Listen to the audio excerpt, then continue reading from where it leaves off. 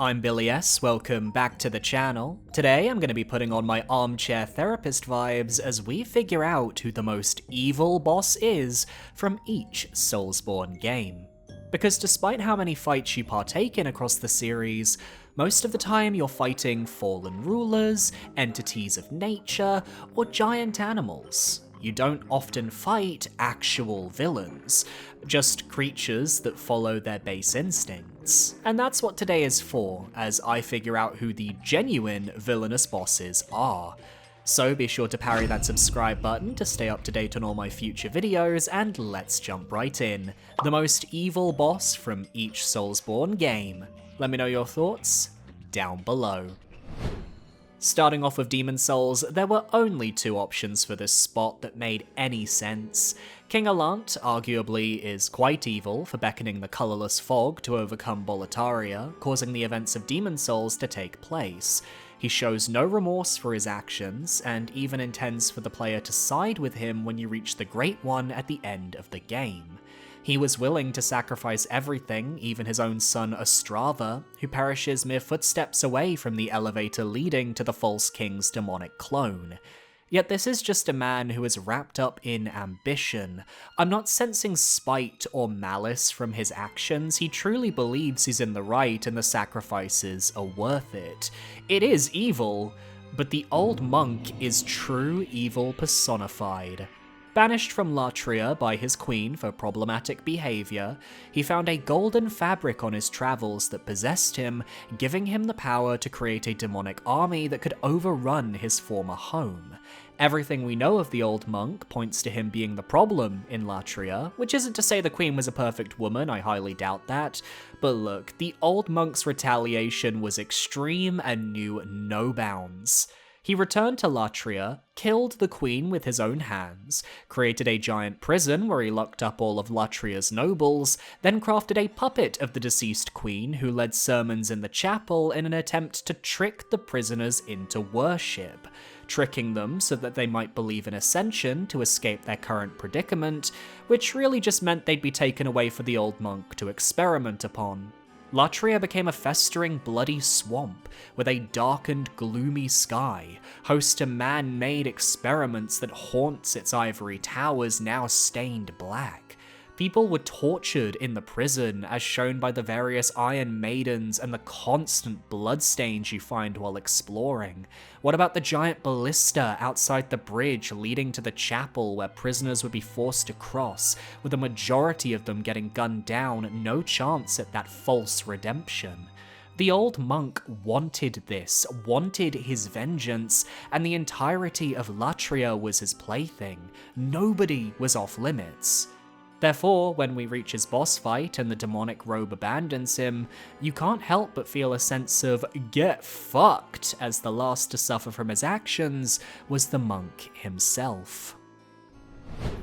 Dark Souls was a tough one to figure out. We have a couple potential picks I decided not to go with, like Gravelord Nito. He's an obvious choice you would think, with him being the god of death, until you just realize that's his nature. He's basically this world's Grim Reaper, and death is a natural part of life's cycle. That's not evil, that's intentional.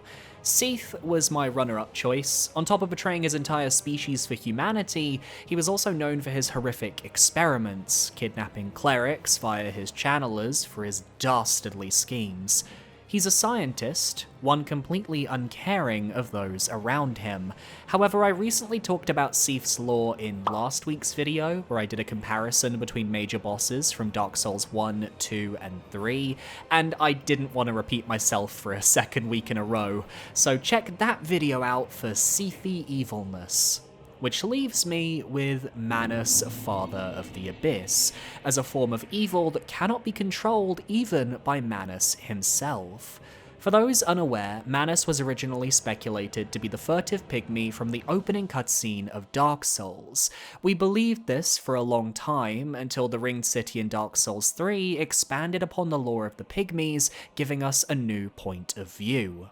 We can theorize that Manus might have come from the Ringed City to Ulasil, where he ultimately perished, with his boss arena being his original burial ground. But one of the primordial serpents urged the people of Oolacile to delve into the abyss, where they found Manus's resting spot and unearthed him. Likely, he was brought back to life by the curse of the undead, as it's the only way that his reappearance makes any sense. This led to his torture at the hands of the townsfolk, who wished to understand what Manus was. How was he in the abyss for so long? Could they discover the secrets untold? But they got more than they bargained for, with Manus's humanity overflowing, running wild, and causing him to mutate into the creature we know in-game. His anger at his treatment was, of course, justified, but the actions that followed came out of a place of pure malice. He became one with the abyss, and with his humanity and influence beginning to spread, the people of Oolacile fell to the dark themselves, mutating into these horrific creatures, their town falling to madness. Had Manus stopped at this point, I'd think, fair enough, slay queen. But he didn't. Manus's influence became so deadly that the abyss continued to seep through the royal woods, and had it not eventually been contained, it could have swept across the entirety of Lordran. This led to a chain of events, ending in the death of Knight Artorias, and the appearance of the chosen undead cleansing Oolacile of the abyss by defeating Manus. He wasn't an animal. Dusk herself claims that Manus was fueled by strong emotions of wrenching nostalgia, lost joy, and a sincere hope to reclaim an object of obsession, his broken pendant that you use to access the DLC. It's just that with his transformation, his very being has become a force of evil that will continue to taint the land unless felled. However, he's a tragic force of evil, one that we can all sympathize with, and I find those fun to talk about too. Moving on to Dark Souls 2, this is the one Soulsborne game with a clear villain who orchestrated the events that led to Drangleic's current state. And it's Nashandra. The current ruler of Drangleic, since her husband went on a permanent sabbatical, she seeks the Throne of Want, which can only be unlocked by a worthy heir, but not to take the throne herself, no. She wasn't always this devious queen though, for her life began when the life of our previous entry ended. Manus, defeated in Oolacile, split into minuscule fragments, which began to recollect into various new human forms known as the Children of Dark. Alongside Alsana, Alana, and Nadalia, who each got their own stories and focus in the DLCs, Nashandra decides to go for the biggest prize of all. For being the tiniest shard of Manus meant that she had the greatest lust for strength, and the Throne of Want was the perfect tool to help gain said strength. These daughters of Manus all coveted a king, a ruler that they could impose upon and engage with. For Nashandra, she came to King Vendrick as a woman of unparalleled beauty, and very quickly was made his queen. At a certain point though, Vendrick became afflicted with the curse, which was spreading across the land of Drangleic and its people. Nashandra, giving him false information, urged Vendrick into a war with the giants, hoping that the giants' souls would provide her husband with more power, thus making his kingly soul more nourishing. So they went to war. Though we don't see the lands of the giants, we do see their eventual retaliation against Drangleic, in-game at the Forest of Fallen Giants, where the ruins of these ancient battles lie, and eventually we dive into their memories to collect the giant souls that allow us to complete our quest. It was brutal, bloody, and Vendrick gained nothing for it, no cure for his curse. Instead, Nashandra ushered in a peace that was like the dark itself, and eventually, Vendrick had a realization. Nashandra didn't love him, she loved his kingly soul, nourished it with every battle they'd fought, and he didn't want her to have it. He fled the castle, leaving for the undead crypt, and placing his soul in the Shrine of Amana, which drove Nashandra into a cold frenzy. Thus, when the bearer of the curse arrives to bear seek lest, she urges them to visit Vendrick, knowing they will be put on the path to becoming the heir to the Throne of Want, leading to our boss encounter. Nashandra doesn't want the throne, but your great soul that you've cultivated across your entire journey through Drangleic. powerful enough to activate the throne should you choose it. That is what she craves. Ultimately, the same thing as the player. As when we arrive in Drangleic, we're told to seek powerful souls to become stronger. Nashandra is just the same, but taken to a manipulative extreme. She cares not for her ex-husband, nor for the people of Drangleic. She only cares about power and will manipulate and kill any who get in her way to achieve what she wants. That is an inherently evil femme fatale. Moving over to Bloodborne, this was another title where I felt we only had one proper option. The Great Ones are all off the board because these cosmic entities work on an entirely different plane from the rest of us. We could see them as evil for the effects they cause on humanity, but keep in mind we're just ants to them, and I don't think ants would call us humans evil. A majority of the early bosses are also pretty sympathetic, or just people too indoctrinated into the church to turn back. Think Vicar Amelia, Gascoigne, heck, even Rom was just a poor woman who was effectively lobotomized with her ascension into the ceiling spider. Which ultimately left me with two choices. The Witches of Hemwick, who kidnapped victims, tortured them, and were just generally fucked up beings. Or my choice for this video, Micolash, Host of the Nightmare, because he also kidnapped victims, tortured them, and is just generally a fucked up being, except the school of Mensis that he presided over was even more disturbing, and actually were the reason for why the Witches of Hemwick got to do what they wanted, since the school of Mensis would take the organs of the deceased after the witches had their fill. When you arrive in Yahar'gul after being taken by a bag snatcher, you hear the sound of chanting. You meet Adela, who was kidnapped and taken here as part of the Mensis ritual, and you can find notes on the ground that detail something in the Hypogean jail isn't right. Then you hear the choir. You might think it's just ambiance, music to make this zone feel a little scary, but with the doors shut to the lower streets, it's revealed that the choir itself is the school of Mensis, preparing the Mensis ritual to beckon a Great One. I won't pretend to fully understand the entire lore surrounding the Mensis ritual. It's not entirely clear what happens at this point, only that Mikolash's group beckoned a Great One, which happened to be the stillborn Murgo, which in turn caused the stillborn of their own brains, yet Mikolash still ascended to the dream.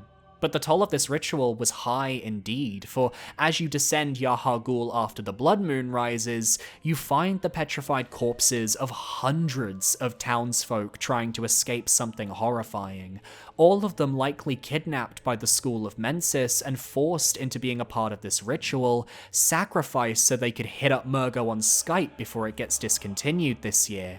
I wouldn't be shocked if all those petrified beings ended up becoming parts of the One Reborn, which was summoned by the Thumerian Bell Maidens shortly after your arrival, and that is fucked. This is the true nature of Mikolash. He was willing to let an entire town be wiped out just so he could achieve the answers he wished for. And when we discover him in the dream, he's elated. There's no remorse, there's no guilt. There's only an excitement that cannot be stamped out. In the words of RuPaul's Drag Race Season 17 autistic icon and cunty bob owner Hormona Lisa, when you look at Mikolash, you feel the presence of the enemy inside him, an insidious evil monster. Taking the leap to Lothric, there's not really any competition for the most evil boss in Dark Souls 3. After all, there's only one Lord of Cinder who got their role through the sheer power of Vor. Aldrich, Devourer of Gods. I talked about him in the same video I referenced when discussing Seath earlier on, but there's nobody else in Dark Souls 3 who can take the role of most evil boss, so maybe Pontiff, but at least he has his own ambition and he does seem to care for his Outrider Knights. Aldrich, meanwhile, is a hot mess. As we know, he started out as a cleric of Irithyll who was eventually cast out and exiled to the Cathedral of the Deep. We know this because of the doll found in the coffin there. This is because of his insatiable lust for human flesh, as he decided to take cannibalism to its extreme. Man, woman, child, it was all the same to Aldrich, as he continued his voracious tendencies, devouring more and more while slowly becoming the Saint of the Deep due to his work at the Cathedral. He began to commune with the deep, believing in an age of the deep ocean that would soon arise, and with him continuing to consume to grow his power, his role as a Lord of Cinder manifested. This meant he had to be catered to, leading to the events of Horace and Henri's childhood, where Aldrich devoured every child he kidnapped except for them. When he was forced to link the fire, his essence began to corrupt the Cathedral of the Deep, turning its most devout protectors into followers of the dark. Even the archdeacons couldn't resist the temptation, and when he awoke, revived to be a Lord of Cinder for a second time, he refused his calling. He left behind his doll and returned to Irithyll, using his own power to break through the Pontiff's seal, proving his strength and causing Sullivan to bow towards him. From there, Aldrich was led to the Great Cathedral, where Gwyndolin had been imprisoned, with Yorshka barely escaping from the commotion onto her solitary tower. And here, Aldrich did the fruitiest thing a follower of the church could do. He devoured a femboy. Gwyndolin was consumed, killed, and his body puppeted by Aldrich moving forwards. And had we not shown up to slay him while he was still acclimating to his new form, Aldrich likely goes on to devour even more gods and eventually the entire world as we know it. He's a selfish type of evil, one who only cares about his own needs and his own desires. Eventually, he would have turned on Sullivan and the followers of his religion as part of the Age of the Deep Sea. So us stepping in to take care of this monster is probably for the best. Flying over to ancient Japan, Sekiro Shadows Die Twice is a game where I don't feel any character is inherently evil, at least in the traditional I'm a monster who shows no empathy for anyone and I want to do bad things because it's funny sort of vibe. But I do think there is one character in-game who skirts that line, and that is Great Shinobi Owl. The adoptive father of our protagonist Wolf, this is a shinobi who has seen it all. He's fought through wars, he's upheld the Iron Code, and done so many underhanded things even before he finds the starving cub on the battlefield. From his Owl Father memory item, he found the process of creating a new shinobi engrossing, so much so that he hoped they might enjoy a true battle to the death someday.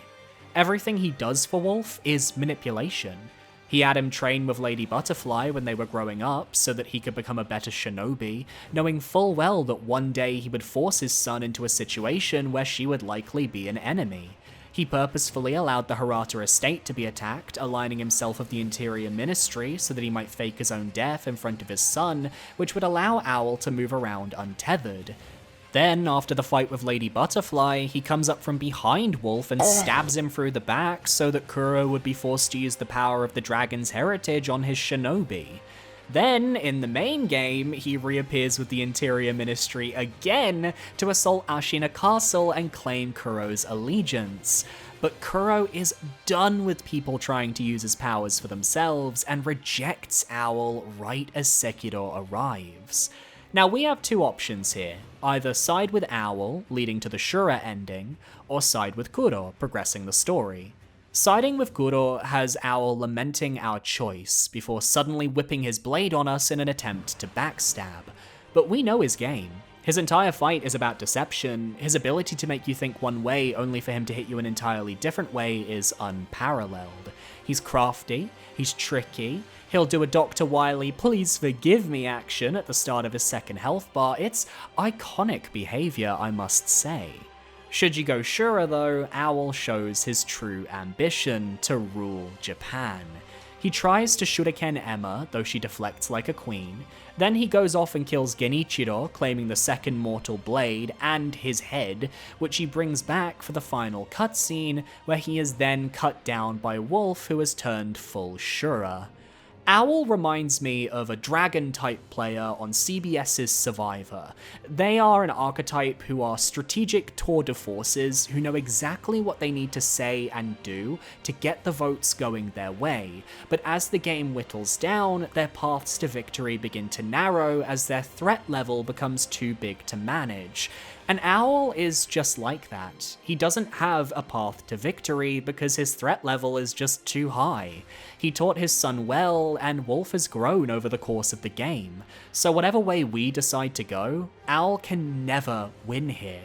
His duplicitous nature certainly makes him the most evil boss in Sekiro, but it's that sort of evil that's really fun to watch. Lastly, we land on Elden Ring, where we could take this in a couple directions. Is Miquella evil?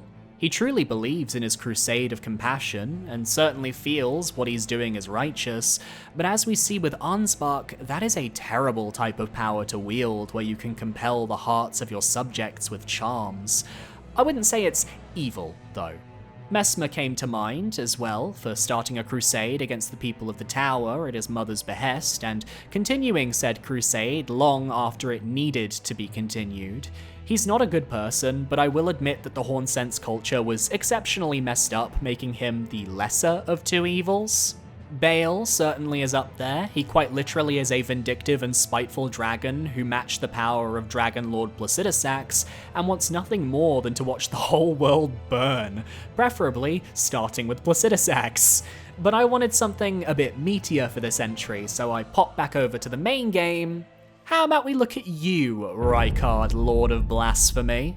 The son of Renala and Radagon, he resides atop Mount Gelmir at the Volcano Manor, a place that was feared across the lands between long before the events of the Shattering. He was originally known as Praetor Rykard, leading a band of inquisitors who routinely tortured and imprisoned both commoners and nobles alike within the dungeons of the Volcano Manor. We see this for ourselves on our journey through the Legacy dungeon. How many hanging chains were there above the lava? How many times do you fight tortured Albinorics who are binded by stockades? I always think about the cages specifically underneath the bridge shortcut to the Temple of Aglé, and how Rykard's people likely locked prisoners in them and then dumped the bridge below into the lava. The Volcano Manor is a place of horror, and it's all done in the name of law and justice, very blasphemous energy, very Lords of the Fallen 2023 energy, which I guess is rather fitting. When the Shattering took place, Rykard saw it as a betrayal of his family, causing him to shift focus to destroying the very gods that governed their lands, the Greater Will itself. This blasphemous action gave him the title of Lord of Blasphemy, which was then furthered by his decision to be devoured by the Great Serpent for even more power. He fused into the serpent, their two minds melding into one, as now the Volcano Manor became an entirely different place. Serpent men overtook the keep, driving out Rykard's original followers, with some of them even developing the Serpent Hunter to potentially put him out of his misery. And Tanith used the Volcano Manor as a training ground for her recusants, so that she might fatten them up with power and feed them to her lord. That's not even mentioning the wars fought in Rykard's name on Mount Gelmir, leading to some of the most brutal warfare the Lands Between had ever seen. This was the catalyst that led to Rykard giving in to his inhibitions and becoming the Great Serpent in the first place. He was evil long before the Shattering, though. The whole Inquisition and torturing potentially innocent people thing is already so far beyond some of the entries we've seen in today's video. But his focus on taking down the Greater Will, he isn't really trying to make a family here. He just wants to become stronger himself so that he might devour the very gods. Yet he deludes himself and his followers into believing it's for their benefit. He's a cult leader, and Tanith is his spokesperson. Hell, even Godric at least cares for some of his subjects. None of the other shard bearers are this bad.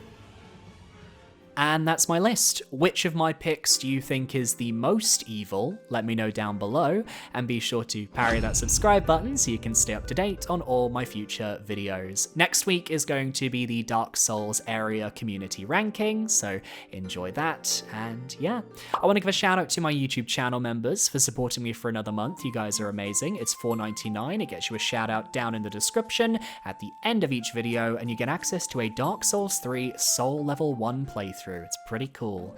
So thanks for watching. I'll see you guys next time. Adios.